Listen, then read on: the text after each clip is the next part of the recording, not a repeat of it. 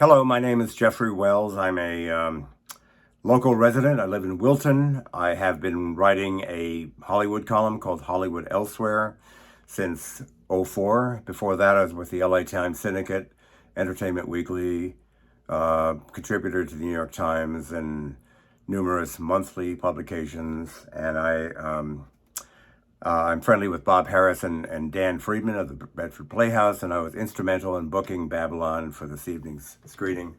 And I just wanted to share briefly some context, if you will, some remarks about Babylon, because some of you may find it a bit challenging in some respects, startling, somewhat shocking, and not to mention lengthy. It's an hour and 188 minutes long.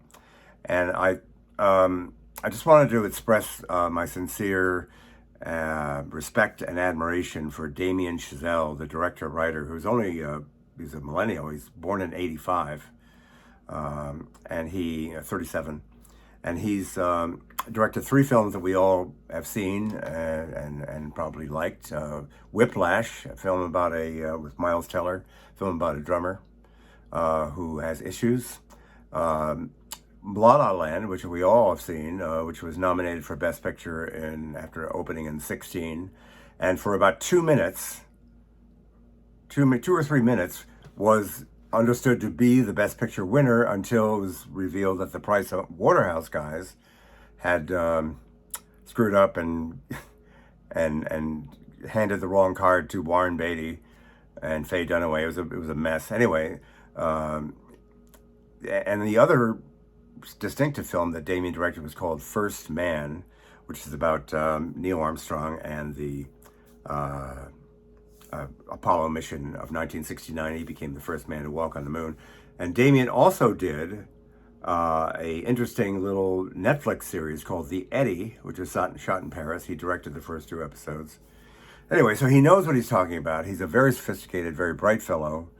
So despite what some aspects of this film might suggest, he is a disciplined, focused, first-rate filmmaker. And it's, Babylon is about, well, you know what it is? It's basically Singing in the Rain, if you've ever seen that classic film. Singing in the Rain without the music and the dancing, and a lot longer and a lot more appalling, crazy, nocturnal party behavior. Sodom and Gomorrah, basically. Singing in the Rain meets Sodom and Gomorrah, but without the music and without the dancing. The 20s were a crazy time. There's a line when William Holden's Joe Gillis talks about the 20s and the crazy mansions and the crazy 20s. There's the legend of poor Fatty Arbuckle, who was tried 3 times for rape and manslaughter because of a crazy party that happened in San Francisco in the 1920s. There's it was there's also the legend about Hollywood created by Kenneth Anger's Hollywood Babylon, which was published in '65 and is a somewhat exaggerated, maybe to some extent fictionalized, but doesn't seem to be, but it has have an effect on people's impressions of what the 1920s were. It was a very kind of wild culture, as I said, particularly from the early 20s to mid 20s. Things changed when sound came in, which is, what the main thrust of this film is. Oh, by the way, I'll tell you briefly, there are 4 characters. Margot Robbie she's more or less the lead, and she plays a character named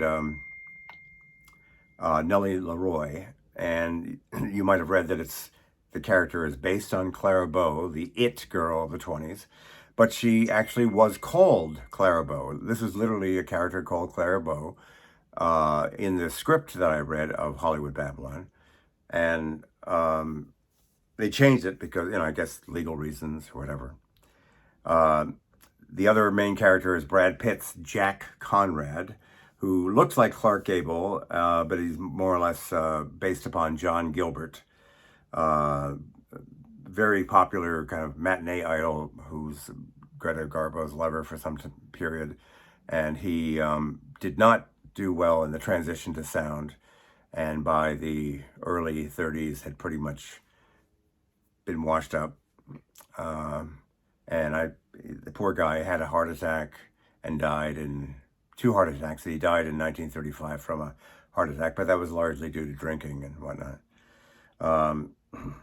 The third character, whose name is Manny Torres, was played by Diego Calva, who nobody really knows, but he's basically a Mexican-American ambitious guy who is pretty much the observer character, the perspective of the audience. You know, he just comments and looks at what's happening, but he's not really experiencing any cathartic actions on his own.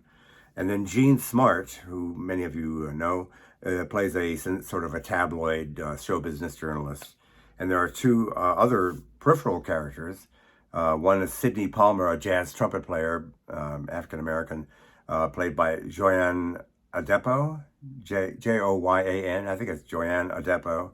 And then there's an actress named Lady Fei Zhu, who's based upon Anna May Wong, another famous actress from the 1920s, played by Li Jun Li. And anyway, that's kind of it. It's something you have to kind of just give yourself up to. And I know that Damien said during the Q&A at the New York screening of Babylon that I attended, he said that the film was built upon what he called a 4-party structure. That's what he said, and it's basically, that's the idea. It's about how it's not really about the craft. It's about the emotional impact upon the change in the culture. How the ground shifted and everything changed for some people, some for the better, some not.